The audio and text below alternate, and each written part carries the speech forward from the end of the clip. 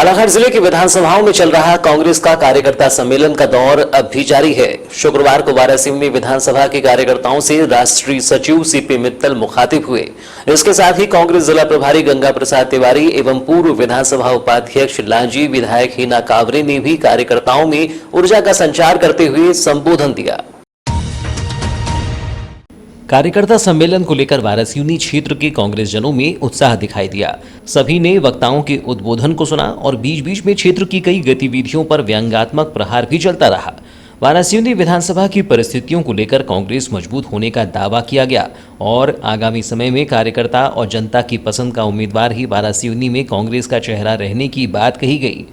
इस दौरान कांग्रेस के राष्ट्रीय सचिव एवं प्रदेश सह प्रभारी सीपी मित्तल ने कहा कि कांग्रेस कार्यकर्ता मजबूती के साथ हमेशा खड़ा रहा है। जो भी निर्णय हुआ है उस निर्णय को भी स्वीकार किया गया है। वारासिवनी विधानसभा के कार्यकर्ताओं को नाराजगी रही है, लेकिन अगली बार कांग्रेस कोई भी गलती नहीं करेगी।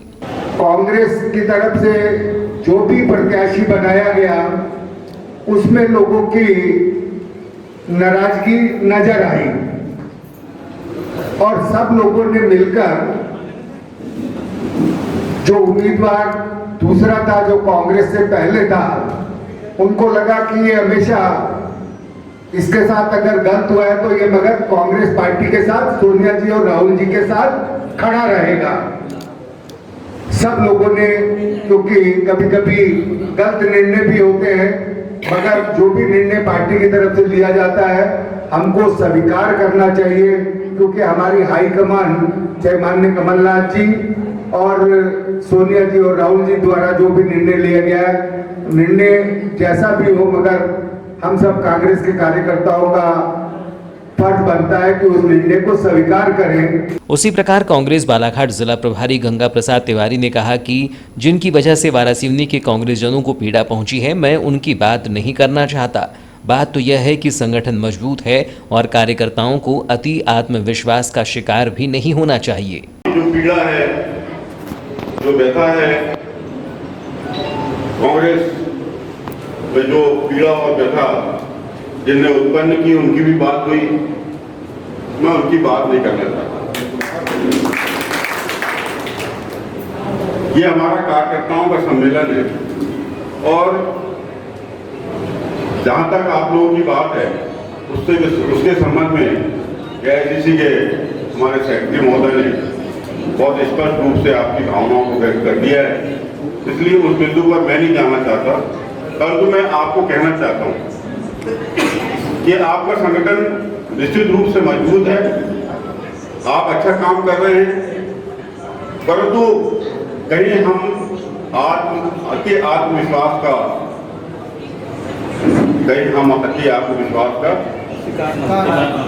शिकार न हो जाएं।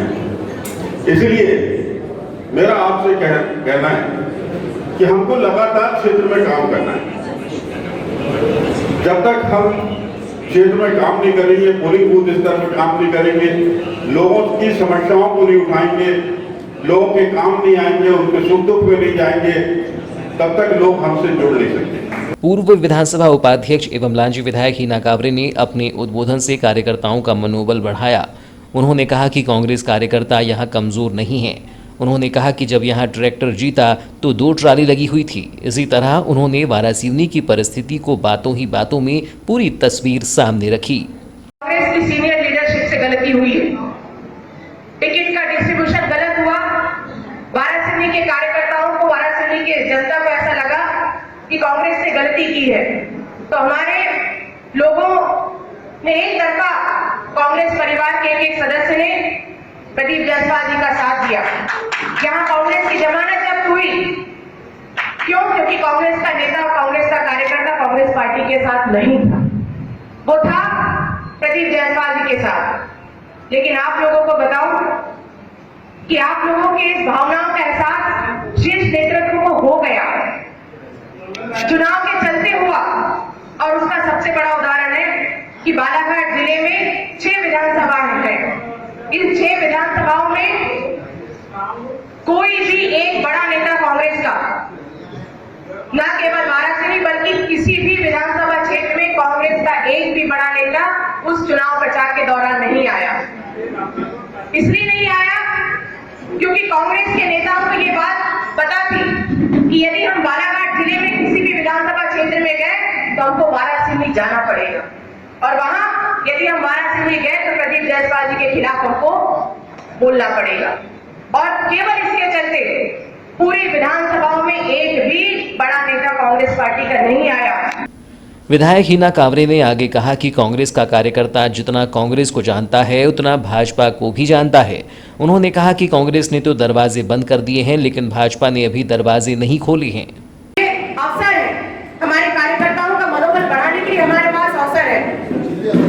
कोई कमी नहीं है उत्साह की, कोई कमी नहीं है हमारे कार्यकर्ताओं में, क्योंकि मुझे अच्छे से याद है कि जिस समय हमारे कार्यकर्ताओं ने प्रदीप जायसवाल जी को चुनाव जिताया, उनका चुनाव जीने ट्रैक्टर था। सब लोगों को बहुत आस थी, हमारे कार्यकर्ताओं को, हमारे किसानों को बहुत आस थी कि जिस दिन ट्रैक्टर चुनाव जीतेगा उस दिन खेत में किसानों के ट्रैक्टर दिखाई देगा। ट्रैक्टर तो दिखाई दिया चुनाव जीतने के बाद, लेकिन ट्रैक्टर अकेला नहीं था, 2 ट्रॉली लगी थी ट्रैक्टर में। सब ट्रैक्टर में एक लगती, यहाँ तो 2 लग गई है। एक तरफ राजेश पाठक है, दूसरी तरफ बोलने की जरूरत है क्या? एक में रेत है तो दूसरे में दारू है। कुछ गलत कह रही हो क्या? इसलिए ट्रैक्टर तो गया, हमारे दिल से गया, हमारे दिमाग से गया, क्योंकि आज तो यदि ट्रैक्टर खेत में आता है तो हमको यही लगता है कि पिछली बार तो 700 रुपए में जुताई हो जाती थी, आपको कितने लगते हैं? 1400 रुपए लगते हैं। तो ट्रैक्टर देके किसान का खून तो खौल ही जाता है। कोई जरूरत नहीं है हमको बहुत ज्यादा कुछ बोलने की, बस एक ही चीज हमको ध्यान रखना पड़ेगा कि एक एक वोट की हमको कीमत समझनी पड़ेगी, एक एक वोट के लिए हमको महत्व देना पड़ेगा। और आज जो हमारे सीपी मित्तल जी और गंगा प्रसाद तिवारी जी यहाँ पर आए, उनका एक ही उद्देश्य है कि उम्मीदवार कौन होगा ये तो ना आपको पता है ना यहाँ हमको पता है। उम्मीदवार तो वही होगा जिसको आप लोग चाहोगे, लेकिन उस उम्मीदवार को जिताने की जवाबदारी आपकी रहेगी। आप लोग संगठन की कैसा निर्देश कमलनाथ जी की तरफ से, कांग्रेस के हमारे प्रदेश अध्यक्ष की तरफ से आप लोगों को मिला है, उसी अनुसार आप लोग काम कर रहे हैं। हमको इस बात का भी एहसास है और मैं पूरे विश्वास के साथ कह सकती हूँ कि ये सारी चीजें आगे चलकर वाराणसी विधानसभा में कांग्रेस को उम्मीदवार जिताएगा, कहीं कोई दो मत हमको इसमें नहीं है। आप सबका बहुत बहुत धन्यवाद। जय हिंद। सोशल मीडिया पर बालाघाट की रेलवे स्टेशन की सड़क को नासा के सैटेलाइट से लिया चांद का दृश्य बताए जाने के बाद यह तस्वीर काफी वायरल होने लगी। इस सड़क पर इस कदर गड्ढे हो गए हैं कि आवाजाही में परेशानियां उठानी पड़ती हैं, लेकिन सड़क निर्माण को लेकर जिम्मेदारों को सुध नहीं है। रेलवे स्टेशन मार्ग शहर को जोड़ने वाला प्रमुख मार्ग है। इसी मार्ग से बाहरी राज्य एवं जिले भर के यात्री शहर के भीतर प्रवेश करते हैं, लेकिन मार्ग की दुर्दशा को लेकर इसे बनाए जाने को लेकर अभी तक कोई ध्यान नहीं दिया गया। बीते कुछ समय से लगातार बीटीवी ने खबर प्रकाशित कर रेलवे स्टेशन मार्ग की ओर ध्यान दिलाया है, लेकिन इसके बावजूद भी जिम्मेदारों ने इसे बनवाने में कोई रुचि नहीं दिखाई। मार्ग में बड़े बड़े गड्ढे और उसमें पानी जमा होना आवाजाही करने वालों के लिए परेशानी का सबब है। मार्ग निर्माण न होने को लेकर खींच कुछ इस तरह दिखाई पड़ी कि सोशल मीडिया पर रेलवे स्टेशन मार्ग की एक तस्वीर वायरल होने लगी, जिसमें व्यंग्य के तौर पर कहा जाने लगा कि यह नासा की सैटेलाइट से ली गई तस्वीर है, जहां चांद पर कुछ लोग टहल रहे हैं, लेकिन हकीकत में यह तस्वीर रेलवे स्टेशन मार्ग की ही थी। जिले में लगातार बढ़ रही चोरी की वारदात और सड़क हादसों पर लगाम लगाने के लिए एसपी अभिषेक तिवारी ने वारासिवनी थाना पहुंचकर जानकारी ली। तत्पश्चात उन्होंने वहां ड्यूटी कर रहे पुलिसकर्मियों से अपनी अपनी समस्या पूछी। वारासिवनी पहुंचे पुलिस अधीक्षक अभिषेक तिवारी ने मीडिया से चर्चा करते हुए सवालों के जवाब दिए। उन्होंने कहा कि यह वार्षिक प्रक्रिया के तहत रूटीन चेकिंग है। थानों में तैनात कर्मियों की सबसे पहले समस्या जानी और पूछा कि कौन कहां से आता है, कितनों को शासकीय आवास मिला है, किसी को कोई काम करने में समस्या तो नहीं आ रही है। चर्चा के दौरान एसपी ने बताया कि ट्रांसफर व अन्य कारणों से जिले के कुछ थानों में पुलिस बल की कमी है, जल्द ही हम इस कमी को पूरा करेंगे। वहीं पुलिसकर्मियों द्वारा जो शासकीय आवास की कमी है उस समस्या का भी जल्द निराकरण करेंगे।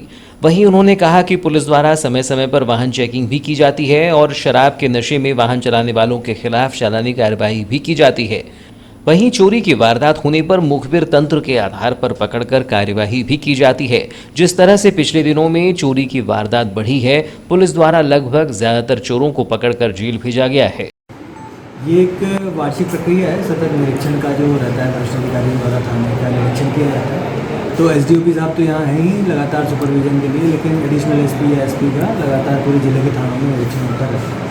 तो उसी वार्षिक प्रक्रिया के तहत आज का विजिट है और इसमें थाना स्टाफ का क्या कार्यप्रणाली है, क्या कार्य करनी है, कि उनमें कोई पर्सनल व्यक्तिगत प्रॉब्लम्स तो नहीं है, कोई परेशानी उन्हें आ रही है जिसको हम सॉल्व कर सकें। इस तरह के बहुत सारे विभिन्न मुद्दे रहते हैं जिसको हम लोग आज बैठ के वाराणसी में जो बल है यदि, तो उसमें कभी कभी कमी ट्रांसफ़र के कारण या किसी अन्य कारणों से आ जाती है, उसको हम शीघ्र ही बढ़ाएंगे पुलिस लाइन से अथवा अन्य धारों से। इसका एक रोटेशन की प्रक्रिया चलती रहती है, तो उसको शीघ्र ही बढ़ा देंगे। सर देखा जाए तो पुलिस कर्मियों के लिए रहने के लिए आवास भी नहीं है, यहाँ पर जो क्वार्टर मिलते हैं उसके लिए क्या किए जाएंगे प्रयास? उसमें जो नए हमारे आवास स्वीकृत हो रहे हैं, तो उसमें भी कंस्ट्रक्शन के लिए न सिर्फ यहाँ और भी अन्य जो थाने सुदूर चौकियाँ हैं उनको भी बनवाने का कार्य शीघ्र आरंभ होगा। कुछ जगह कार्य चल भी रहा है, जैसे हमारे बैरिक्स हैं कुछ चौकियों में, तो वही बनाए जाते हैं। वो कार्य सतत प्रक्रिया है, उसमें जैसे ही हमको आवंटन मिलेगा हम बनाएंगे।